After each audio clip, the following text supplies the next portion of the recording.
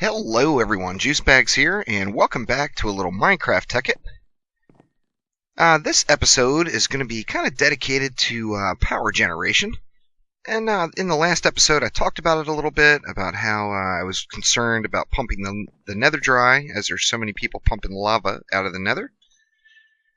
Now I haven't had any more issues. I moved my pump down one tile over there in the Nether, and have had no more problems with it running dry. However, I wanted to go ahead and start planning ahead. Now, if we do pump the Nether dry, we'll probably end up just create a lava world and pump Nether out of it. But in the meantime, I wanted to start working on a secondary power source, really. Biofuel is kind of the way to go. Produces just a ridiculous amount of energy in comparison to the magmatic generators.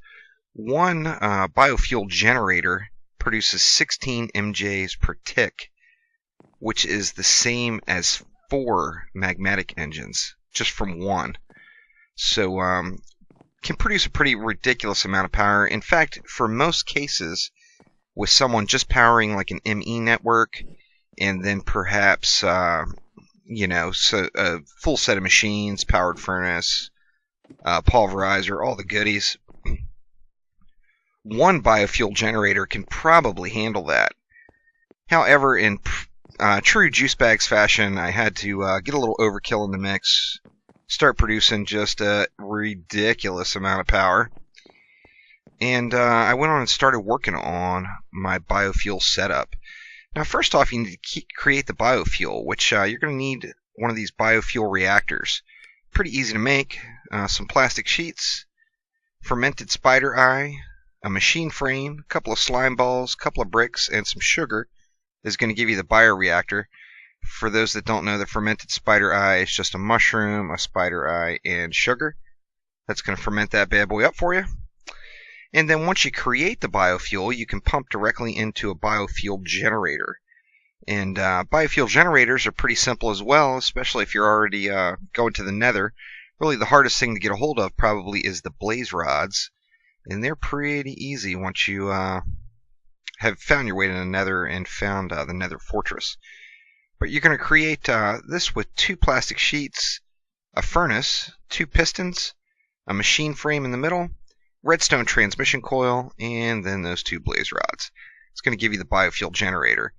Now, you could just do something like this, where you've got the biofuel reactor followed by the biofuel generator, and pump some potatoes or carrots or whatever. The fuel source, of course, is all of the natural food related items: mushrooms, potatoes, carrots, also saplings, seeds, and then nether wart, actually.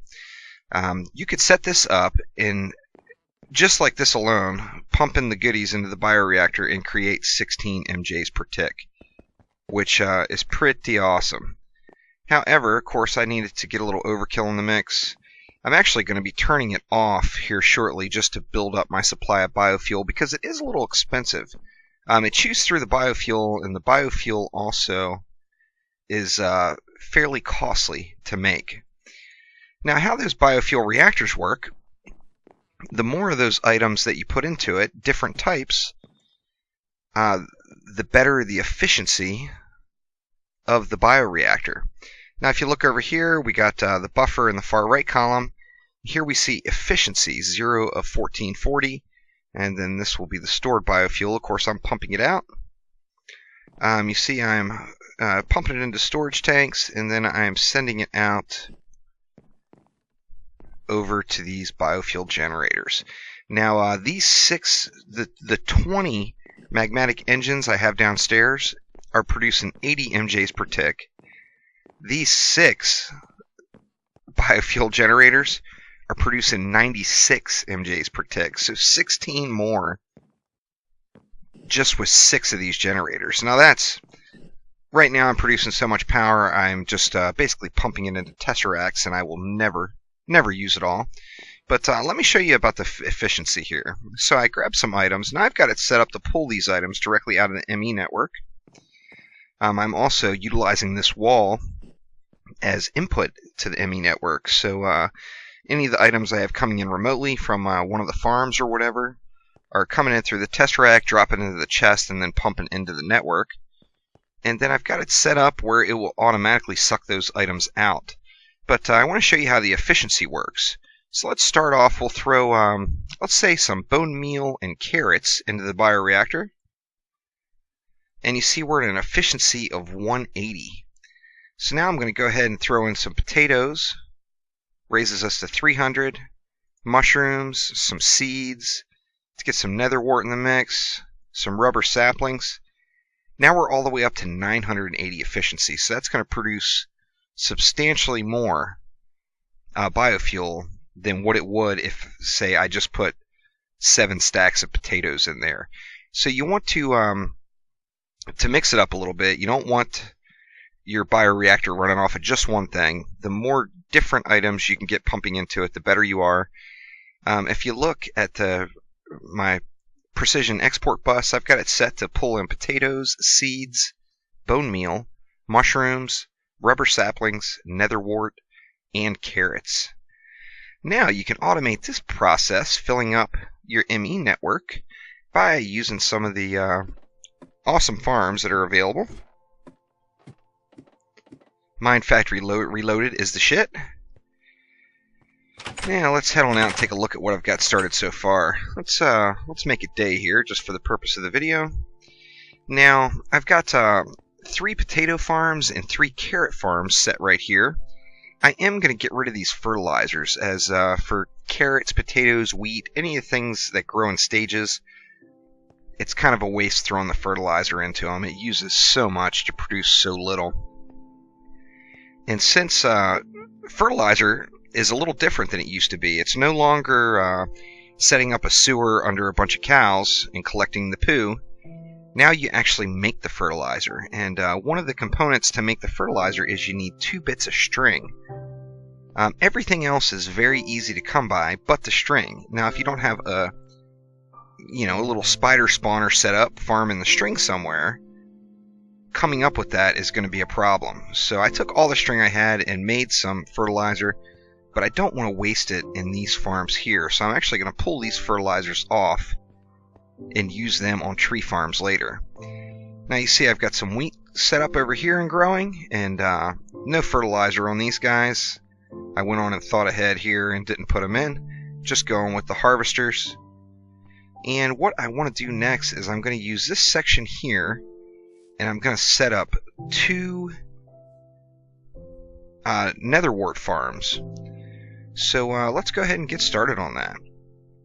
See, to start off, I need to chew away some of this grass here. I'm going to have to go down substantially deeper than this, but for the time being. Alright, so we're going to have an edge. We actually need to clear this all the way over.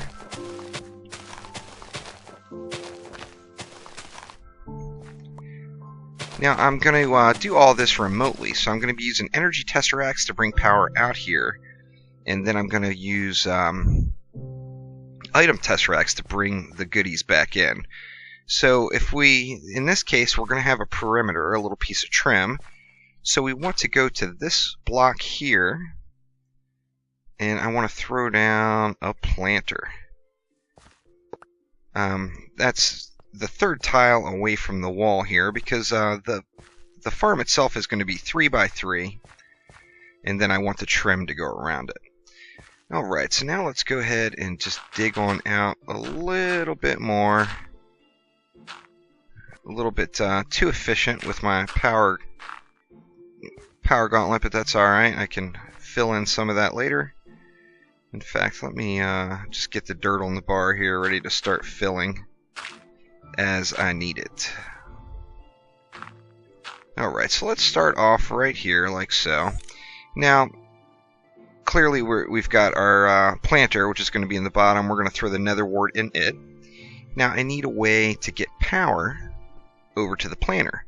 So there's 2 things I could really do. I could tunnel underneath here, which that actually is probably going to be the most efficient way. Let me go ahead and take a look at where I have the power coming in over here. I think the power is actually on the back side, isn't it? Yep. Sure is. So the power is going to be right here. Let's go link into it right here. There we go. We'll just use some... I want to fill in some of these gaps too. I like to keep the gaps filled in just so I don't have to worry about any openings that are too large where baddies start spawning. So I'm going to go ahead and run power just straight across the back, and I'm going to keep on going. Now we're going to need... what are we going to need? Let's see. We're done with the planter for now. We're going to need a harvester. See, we've got our item tesseract squared away, and we're going to need some soul sand. So let's go ahead and soul sand it up. Or I guess we're not even to that point yet. See, where is our harvester going to be? Our harvester will end up being right there. And that's going to be... yeah, let's just plop it down right there. We'll get it positioned properly with the wrench. And then I think we're going to use this power to run all the way down here. We're going to need to get under this harvester as well. So let's go ahead and open that up a bit. Just dig a nice big old hole here. And let's see. Okay, so now our harvester has power. Indeed. So now coming out of the harvester, let's see, what are we going to need for that? We're not going to need a liquid duct. We're going to need one wood pipe and, pardon me, some stone pipe, I believe, for now. So we're going to be coming out of the harvester from directly underneath it. And I actually need to put the wood pipe there. So, pardon me, still having the massive allergy issues. But let's head on over. In fact, do I want to just go ahead and throw the tesseract right there? Or no, because I need some going back to the planter. That's correct. So we'll bring the stone pipe over, get it going up to the planter. Basically, I want half of the nether wart that's farmed to go to the planter, the other half to go to an item tesseract, which is going to shoot it up inside. So I'm going to put the item tesseract right there. And as you see, we've got a 50-50 split. So half of the nether wart that comes out is going to go back into the planter. The other half is going to go into that tesseract. Now let's go ahead and get that tesseract attuned here and all set up. Going to turn the redstone off. And this is on a private channel, and it is going to be sending only. And this one is going to be on channel 3, which is my planters. And there we go. That's now active.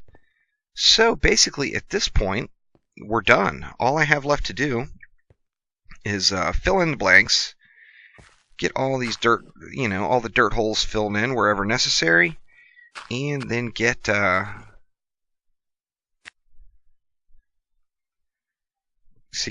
gotta get soul sand in place, and then I'm gonna have to get the nether wart into the planter itself. So let's see, this is gonna get me for now. Let's just go ahead and fill in all these gaps. Got gaps below. Fill in the blanks there as well. Now this power is going to continue to run as we're going to have additional planters here.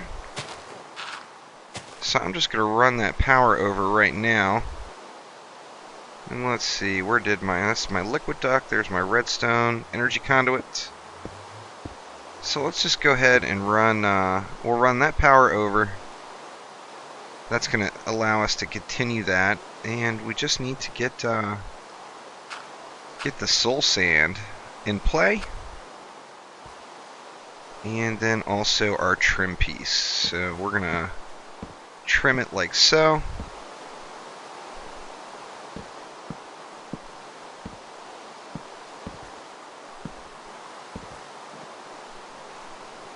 Let's see here.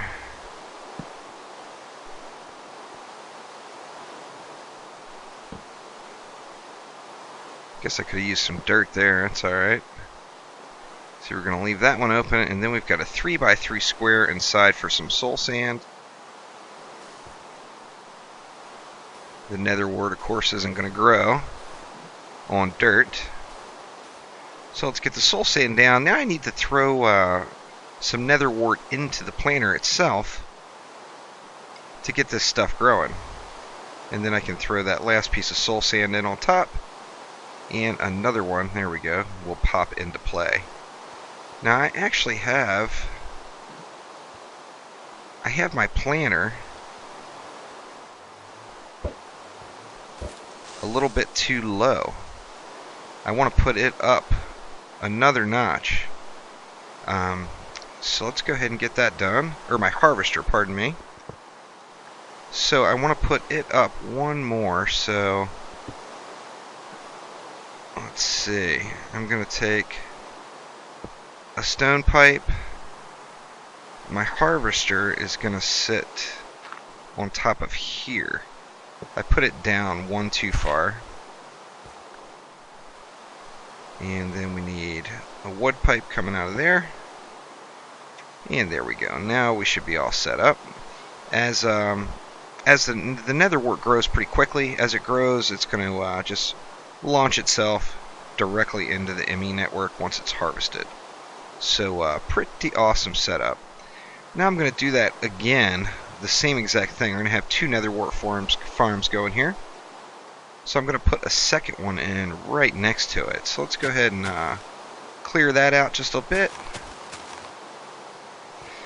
And let's see, how do I want to do this? Let's see, where did I put my tesseract? The tesseract is there. So we've got our 3x3 area we can use right here. Oops, I forgot to get the juice flowing back to that bad boy. There we go.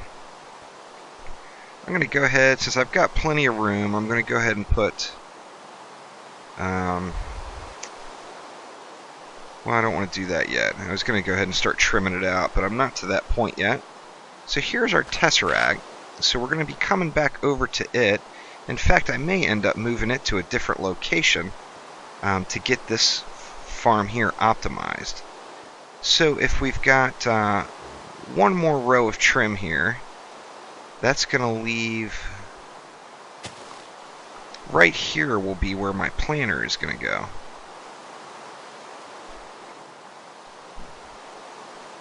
Let's see, so we got the planter there. Yeah, I think I'm definitely going to have to move this tesseract some. Where can I put it? Maybe I will go underneath here, move it over just one spot. Uh-oh, we got the inclement weather incoming. Let's see, let's yeah, let's do that. Let's move it over. Whoop! Gotta have your wrench selected. Let's move it over to... Where'd it go? There we go. Let's put it right here, say. And then get it configured back up. Send only. And it's going to be on channel 3. So there we go. We're all set back with that planter. As you see, the nether wart does grow very quickly. Like the wheat and the other stuff, there's 4 stages, I believe, that it grows in. But it is, it's coming up nice and fast. Alright, so we got power coming in there. So, we're going to want to put our harvester, well, that's planter. As you see, I've got a lot of planters and harvesters already made. I'm ready to go with some massive farming, as I want to get this biofuel set up all squared away. I don't want to waste any time with it. Let's see, we're going to need to get rid of that. And I need some dirt here. I want to fill that hole, though. So I'm going to need some dirt here. I think we're going to go with our redstone energy conduit up, and then I should have power to the planter as well. Indeed. So now the harvester is going to spit its goodies out. Right from the bottom there, we'll set it to. Let's go ahead and clear some more of this dirt.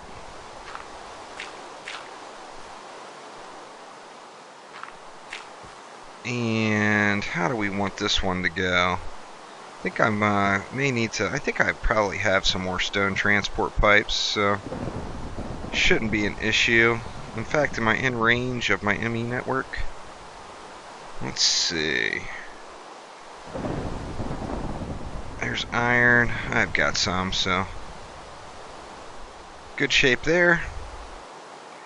And basically, we're going to want to run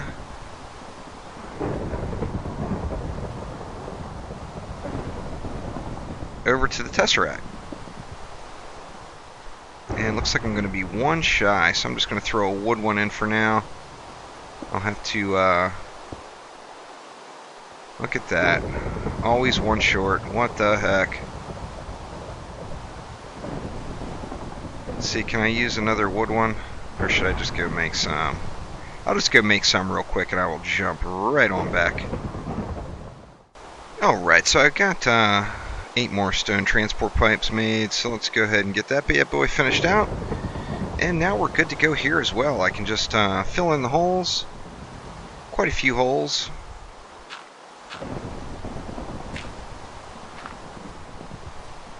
Let's see, nothing there.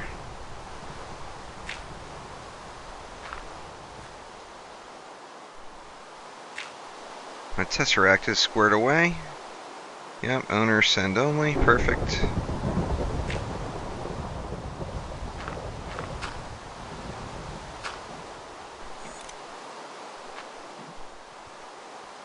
And we should be good to go here. So let's go ahead and trim things out a little bit.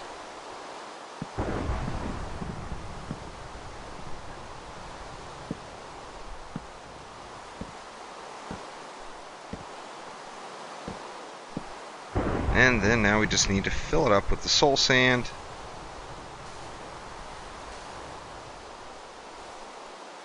Leaving my opening, of course, as I need to throw some nether wart. You know what? I put all my nether wart in this one. Let me go ahead and collect a little bit of that back. Let's see, we'll just take half of it.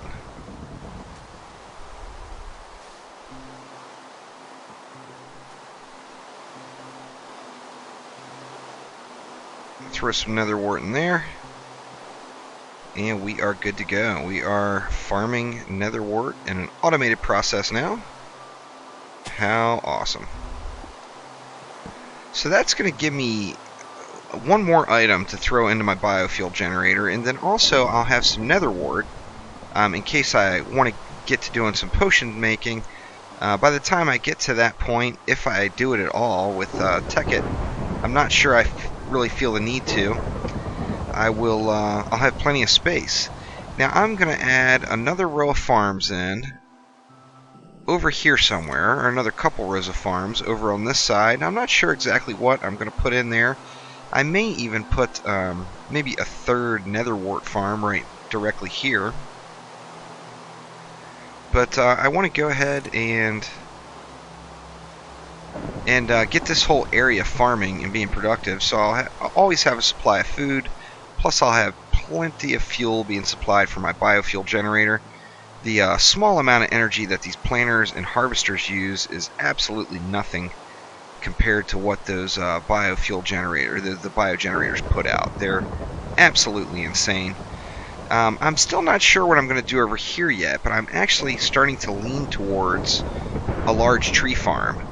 I think I might make use of the thousands of dirt that are in that public ME network. I got Skelly shooting. Where'd you go? There's a zombie. So yeah, I may take advantage of some of that obscene amount of dirt that's in the public network. fill in this whole area here and get a real nice tree farm laid out. Now, as you see, it's starting to come together as far as the overview of the place. I'm starting to put some paths in. I need to get some more flowers or roses and you know, line up my decor on the outside. But it's starting to come along very nicely. I have an obscene amount of power being generated now, more than I will possibly use through this entire series. So once I get these farms done, I will be to a point where power is not an issue. And in fact, if you see up top here, you can already see what's on my mind. And that is getting to the moon. I've got my NASA workbench in place.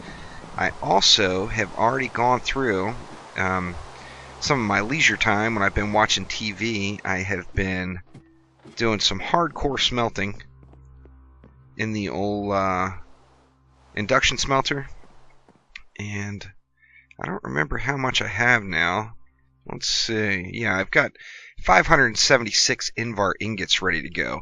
Now, I haven't built anything for the space program yet, but I have the main supply that's needed, and that's the Invar ingots. You get those, of course, by using what is it? It's iron, 2 iron and 1 ferrous. 2 iron and 1 ferrous ingot in the induction smelter will give you your Invar ingot. So you're going to need to have quite a bit of that. So you might as well get it smelting, as it takes time. Throw it in there and forget about it as you're doing other things. And this is it. This is where the Juice Towers stands right now. See, I worked on the bridge a little bit. I also have been getting some questions about my glowstone illuminator use. And some people are a little hesitant to throw these in because they think for some reason that they're hard to farm up the mats for it, and they're really not. In fact, 1 glowstone block, once you go and get your glowstone, just 1 block liquefied in your magma crucible gives you enough liquid glowstone to fill 5 of the illuminators. So, I mean, just in minutes in the Nether, you can have 15 or 20 illuminators ready to be filled. That is, of course, if you already have the hardened glass and such, and you're ready to go. So illuminators are going to be my main light source through this entire series. But I'm liking where it's going so far, and I'm anxious to blast off to the moon. I'm not sure what I'm going to do on the moon this time. I'm thinking possibly like a large hardened glass dome. I think that might be cool. But not 100% certain how I'm going to go with it. But anyway, thanks again for watching. Click that like button. Please subscribe. And there is, you know, a quick overview of the biofuel generators and making a farm, getting it ready. That way you can fuel those generators and get them ready to go. As I said, I'm creating just an obscene amount of juice from what I've got right now. And I'm actually going to right now I've got these tied in with the magmatics, as you see here. For the tower, I've got power running up this corner. The ME network cable is running up that other corner over there. And once I get, I've got a quarry going right now that's out in the sand because I want to collect a bunch more sand to make more sandstone. So I do have 1 more quarry down, even though we don't really need the mats right now. I'm tired of sand farming, so I wanted to automate that process.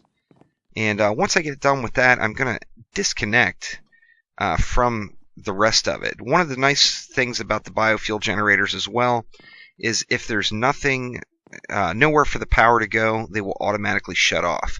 Where the magmatic engines keep running and keep burning your fuel, the biofuel generators will not. They'll shut off. So I want to go ahead and disconnect it while I can and get my tanks filled up. This has actually been going, believe it or not, for almost 2 days. And that's although that's a ton of biofuel, 2 full days running 24/7, and that's all I got. So the biofuel is definitely a hot commodity. It is produced very slowly, but once you get it going, it is awesome. But thanks again for watching. Hope to see you guys soon. Hopefully in the next couple of episodes, we'll be starting on the moon base. So thanks again.